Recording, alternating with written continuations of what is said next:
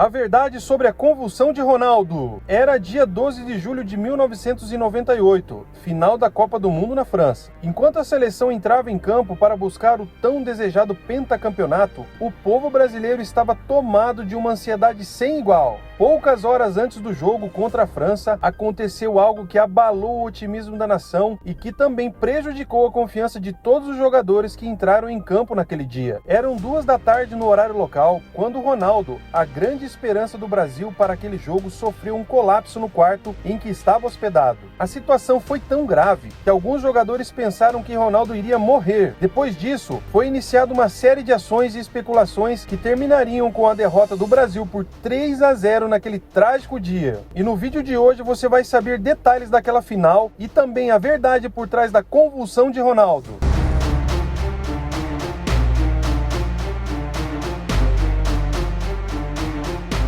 Fala galera do futebol! No vídeo de hoje vamos relembrar um dos momentos mais emblemáticos na história da seleção brasileira, a convulsão de Ronaldo no dia da final da Copa do Mundo de 1998. Em uma época em que a internet ainda não era acessível e a circulação de informações era lenta, esse episódio gerou inúmeras especulações e teorias. Enquanto alguns diziam que a convulsão de Ronaldo ocorreu porque ele tinha acabado de descobrir uma traição de sua então namorada Susanna Werner, outros diziam que a sua comida havia sido envenenada pelos franceses. Mas as teorias de conspiração não ficaram restritas apenas ao que aconteceu com Ronaldo. Chegaram a dizer que a seleção brasileira entregou o jogo por 23 milhões de dólares. Dá para acreditar? E olha, a lista de teorias é enorme, mas para entender de fato o que aconteceu, precisamos olhar para o contexto geral desse assunto. Agora, sem mais demora, vamos começar a nossa análise olhando para o contexto do ocorrido e também para a carreira de Ronaldo naquela época. O contexto geral. Quando a Copa do Mundo de 98 começou, o Brasil era o time favorito para a competição. Isso porque, além de ter sido campeão da última edição, o Brasil também tinha conquistado a Copa da América e Copa das Confederações em 1997. E é claro, também não podemos deixar de mencionar o elenco da seleção naquela época. Para começar a lista dos grandes nomes, tínhamos o Zagallo na direção do time. O velho Lobo já havia conquistado 2 Copas do Mundo nesse cargo, uma como técnico e outra como diretor técnico da seleção brasileira.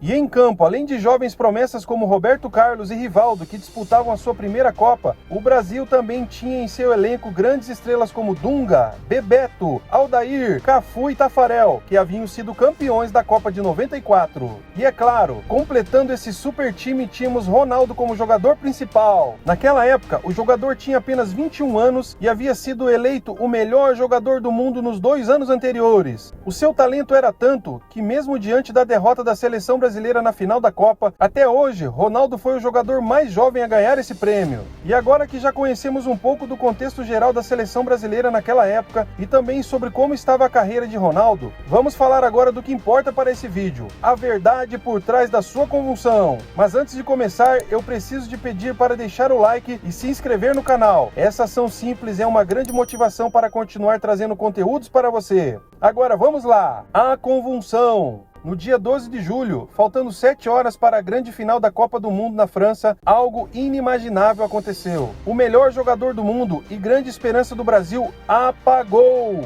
Nesse momento, os seus colegas de elenco estavam prestes a testemunhar algo que nunca mais iriam esquecer. Por 2 minutos, todos que estavam presentes viram Ronaldo perder o controle do seu corpo. Todos ficaram chocados com a dificuldade que o jogador tinha para respirar. Alguns relataram que nesse momento, Ronaldo começou a ficar roxo e a tremer com violência. No desespero, houve quem segurasse a língua do jogador temendo que ele se sufocasse. Com tudo isso acontecendo, seus colegas chegaram a pensar que ele iria morrer. Depois disso, por volta das 16 horas, o jogador foi levado a uma clínica em Paris para fazer alguns exames.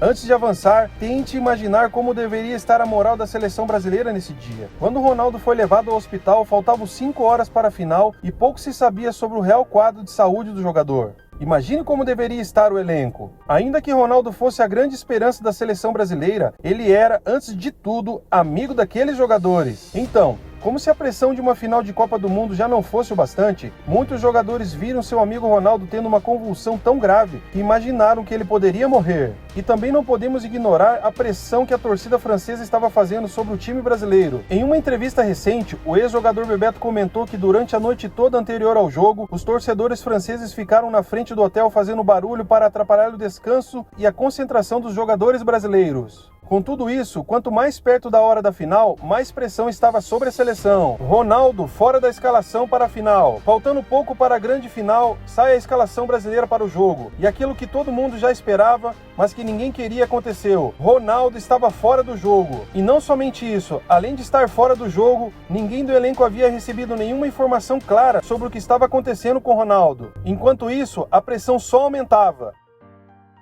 Mas de uma forma surpreendente, faltando apenas 5 minutos para o jogo, Ronaldo apareceu. Após uma conversa de 10 minutos com a comissão técnica, ficou decidido: Ronaldo vai jogar. E aqui vai outra grande especulação sobre a convulsão do jogador e a sua entrada em campo. Alguns jogadores falaram que, mesmo com a saúde debilitada, Ronaldo foi obrigado a entrar em campo devido a questões contratuais com a Nike, a marca patrocinadora do jogador. Alguns temeram que o jogador pudesse morrer em campo, mas mesmo assim, houve essa obrigação. Mas agora, deixando isso um pouco de lado, vamos falar do jogo. A seleção brasileira estava irreconhecível. Quando o jogo começou, algo ficou evidente: a seleção brasileira não era mais a mesma. O técnico da seleção francesa chegou a dizer que não deu gosto ver o Brasil jogar na Copa.